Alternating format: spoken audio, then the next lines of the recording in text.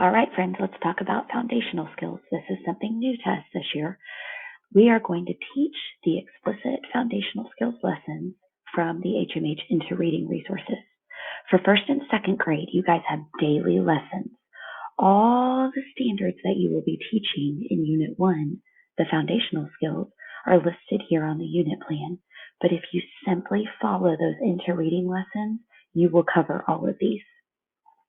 You can also look at the foundational skills scope and sequence. When you open that, this is all of the TEKS that will be taught during this unit and the lessons that they fall on. Please notice this note. Unit 1 will follow the HMH Into Reading or Arriba foundational skills lessons, which are the purple pages in the teacher's guides for modules 1 and 2. Last year, some of you used the Foundational Skills and Word Study Studio lessons. That is a separate resource if you need extra intervention or support for certain students. But if you simply, let's go find the foundational skills lessons, and I'll show you what to do. So I'm going to go to my module, to my teacher's guide.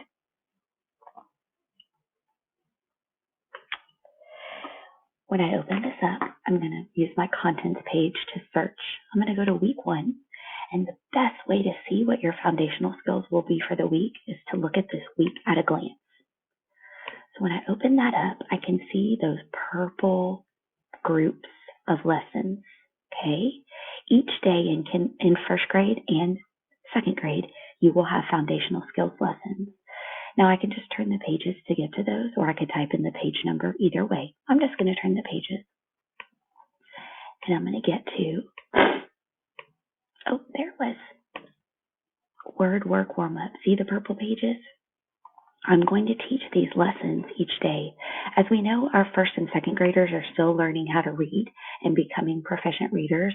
So these type of lessons are critical for them to support that decoding and encoding that they need, which is the phonics and the spelling.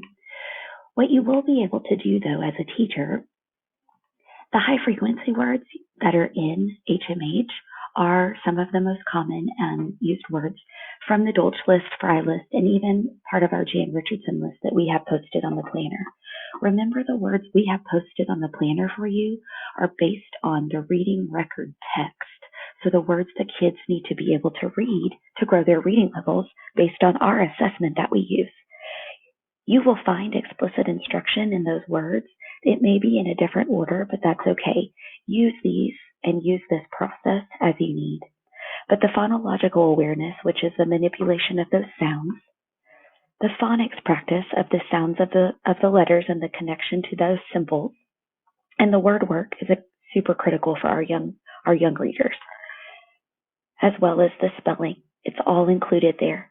Yes, we have used Words Their Way for spelling, but that is a differentiated resource, and you may use that down the road to differentiate for students.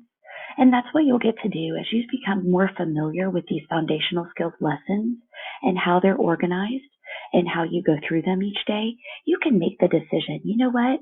My kids are really good with short A words. We don't need to practice those anymore. I'm going to work with a couple of students in small group who still need some practice on that, but I don't need to teach these whole group lessons anymore. So you can decide that based on the unique needs of your kiddos. But for now, I really challenge you just to follow these foundational skills lessons each day. Remember, you can see kind of a whole week's worth by looking at that week at a glance. It'll show you, what each day of lessons is going to look like. You can adjust the high frequency words as needed based on what words your kids really need to practice. And remember, all of those foundational skills lessons connect to the TEKS here in your unit plan. So if you teach them, you'll cover all these TEKS and are the same lessons that are listed on the foundational skills scope and sequence in first and second grade.